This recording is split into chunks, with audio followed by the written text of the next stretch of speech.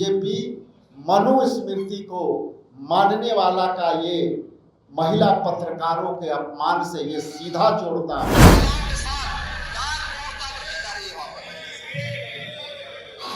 बच्चों के साथ क्या क्रूरता जा रही है उनका रिश्ता।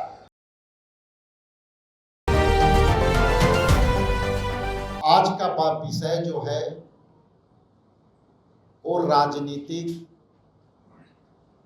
विषय कम, देश के मूल्यों का विषय ज्यादा है। कल एक बेहद ही चौंकाने वाली घटना दिल्ली के ऐतिहासिक धरती पर रची गई और वो है तालिबान के विदेश मंत्री द्वारा भारत के संप्रभुता क्षेत्र में उनकी आगमन हुई। जैसा कि सर्वविदित है, हम वसुधैव कुटुंबकम के विचारधारा से जुड़े हुए भारतवर्ष के अनुयायी हैं, यहाँ के नागरिक हैं। हमारा लिए यह देश सर्वोपरि है और देश का मान सम्मान हमारे लिए सर्वोपरि। लेकिन तालिबान के विदेश मंत्री ने जो स्वयं को एक भारत के आगमन पर उन्होंने एक प्रेस वार्ता बुलाई। प्रेस वार्ता में सारे इलेक्ट्रॉनिक्स प्रिंट मीडिया के लोग थे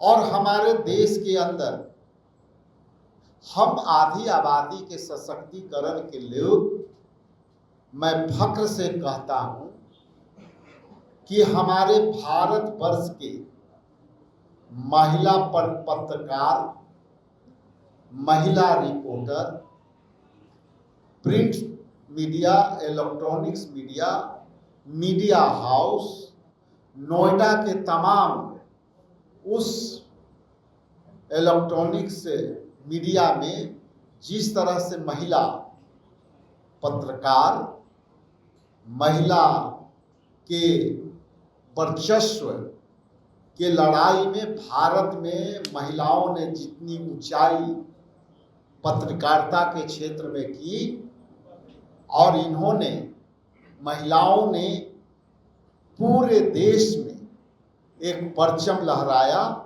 और खास करके मैं एक कोट कर दूं कि बिहार के पत्रकारिता, खास करके बिहार के महिला पत्रकार दिल्ली में जो अपनी अस्तित्व बनाई है, आज उसी अस्तित्व को तालिबान के विदेश मंत्री ने अपनी प्रेस वार्ता में महिलाओं को रोक दिया, प्रतिबंधित कर दिया, नो एंट्री कर दिया। इसलिए बिहार प्रदेश कांग्रेस कमेटी इसकी घोर निंदा करती है। लेकिन हमारा देश, हम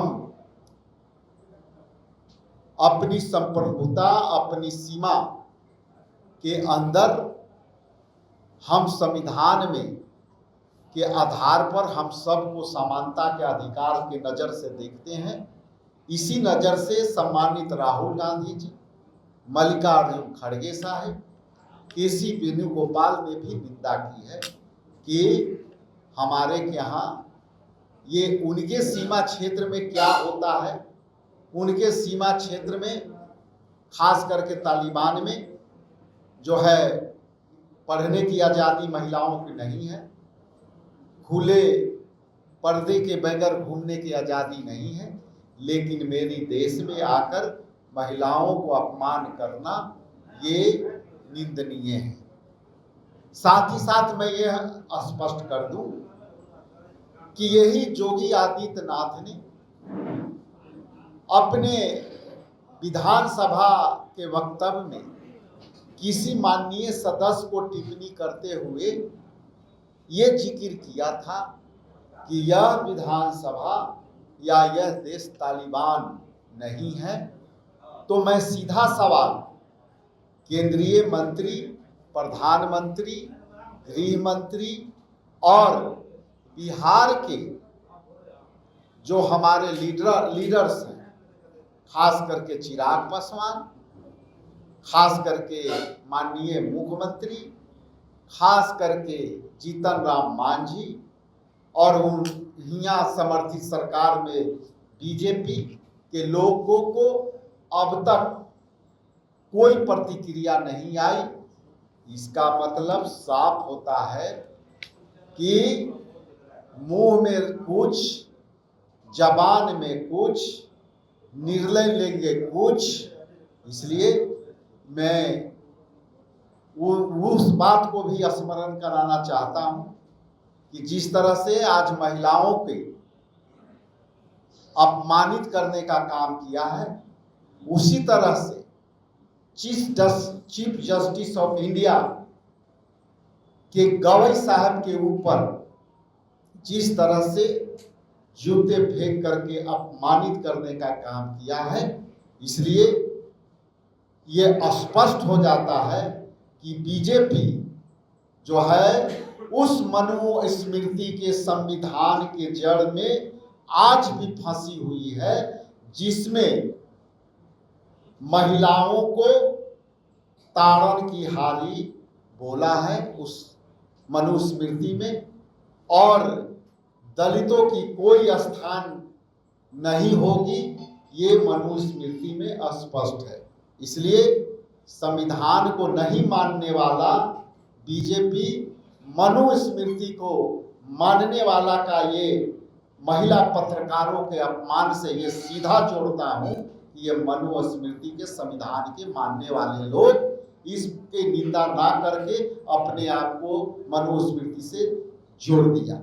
इन्हीं शब्दों के साथ आप सबका बहुत बहुत धन्यवाद, बहुत आभारी। कोई क्वेश्चन हो तो कर सकते हैं। राजेश रामजी, जैसे सुप्रीम कोर्ट कई मामलों में स्वतः संज्ञान लेता है, जैसे पश्चिम बंगाल में घटना घटी, क्या आपको नहीं लगता है जिस तरीके से उनको झूठा ठोकने की कोशिश की गई, सुप्रीम कोर्ट की तरफ से कहीं कोई संज्ञान नहीं लिया गया, वरना जिस राजेश किशोर ने झूठा ठोका था उसे मात्र 3 घंटे में ही पूछताछ करके छोड़ दिया गया। आपको लगता है उधर से कुछ ना कुछ होना चाहिए? देखिए,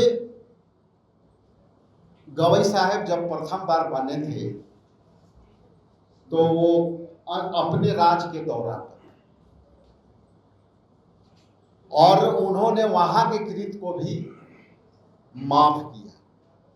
जहां तक सुप्रीम कोर्ट ऑफ इंडिया के जो बात आपने सवाल किया, कार्रवाई स्वतः संज्ञान, यदि मुझ पे कोई घटना घटे और हम यदि वो कार्रवाई करें तो ये बात तो समझ में आती है, लेकिन इस चीफ जस्टिस ऑफ इंडिया पूरे देश के न्याय पद्धति पर ये प्रहार है, तो वहां पे तो सरकार को ये निर्णय लेना चाहिए था। केंद्र सरकार का से जो है केंद्र शासित प्रदेश है, पुलिस भी उनका, महकमा भी उनका, जो है एलजी भी उनका। एलजी में कानून जो है लोकतंत्र को कमजोर कर करके एलजी को आपने पावर किया, तो एलजी क्या कर रहे थे?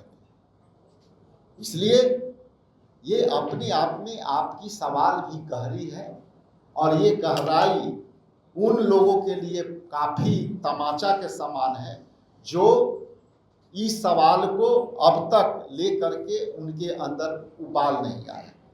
महिलाओं के साथ क्या क्रूरता बरती जा रही है वहां पर,